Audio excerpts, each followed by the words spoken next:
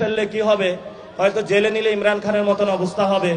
আর যদি আপনারা আমাদেরকে মেরে ফেলেন, তাহলে শহীদ উসমান হাদি ভাইয়ের ইনসাফের পথ আমাদের আছে। আর যদি বেঁচে থাকি, চাঁদনাবাজি সন্ত্রাস দুর্নীতির বিরুদ্ধে আমাদের লড়াই চলবে, এটা স্পষ্ট কথা। এই খালের মধ্যে যাতে কোনো কুমির না চলে আসে, এই যে ভারতের সাথে যে চুক্তিগুলো হয়েছে আপনাদের এবং আওয়ামী লীগের যে চুক্তি হয়েছে, সেই চুক্তির মধ্য দিয়ে এই খালের মধ্যে যাতে আওয়ামী লীগ এবং ভারতীয় কুমির না পড়ে, আমরা সেই কুমির সম্পর্কে আপনাদেরকে হুঁশিয়ার করতেছি।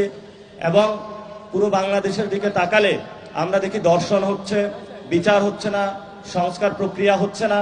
এবং গতকালকে শহীদ মিনারে একজন নাগরিকের জীবনহানি হয়েছে, নাগরিকদের কোনো জীবনে নিরাপত্তা নাই।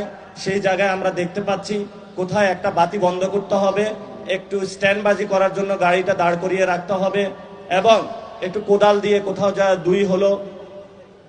কোদাল মাটি তুলতে হবে। আমরা দেখেছিলাম শেখ হাসিনার সময় অনেক উন্নয়ন হয়েছিল, কিন্তু পুকুর চুরি দুর্নীতি হয়েছিল। তা আমরা আশা করব এই খাল খনন কর্মসূচিতে যাতে এই ধরনের দুর্নীতির ছোঁয়া না পড়ে এবং কোনো কুমির চলে না আসে, আমরা সেই বিষয়ে প্রধানমন্ত্রীর কাছে আহ্বান রাখবো।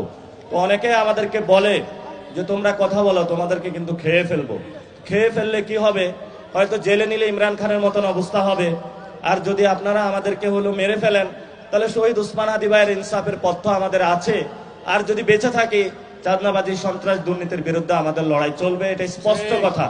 এবং সামনে লোকাল গভর্নমেন্ট আসতেছে, এই ইলেকশনে ইঞ্জিনিয়ারিং হয়েছে, সামনে ইলেকশনে আপনারা আল্লাহর রাস্তায় ইঞ্জিনিয়ারিং এর চিন্তা করবেন না। কারণ গণতন্ত্র মুখে বলেন, গণতন্ত্র শুধু মুখে বললে হয় না, এটা বাস্তবায়ন করতে হয়। এই জন্য আমি আপনাদের কাছে আহ্বান জানাবো, আমাদের যে ফাইটটা আছে একটি নতুন সংবিধান তৈরি করা। যদি ওই সংবিধান শহীদের বিচার করতে না পারে, শহীদ উসমান হাদি ভাইয়ের বিচার করতে না পারে, সংস্কার প্রক্রিয়ার মধ্য দিয়ে না দাঁড়াতে পারে, হয়তোবা খালেদা জিয়ার পথ ধরে এই সংবিধানকে আমরা বুড়িগঙ্গায় ফেলে দিতে বাধ্য হব। এই জন্য যারা আমাদেরকে বেশি বেশি সংবিধান দেখানোর চেষ্টা করেন, সেই সময় অনেক গণভবন দেখানোর চেষ্টা করা হয়েছিল, বড় বড় মাফিয়া রত্ন দেখানোর চেষ্টা করা হয়েছিল, সেগুলো আমরা গুনি নাই। এখন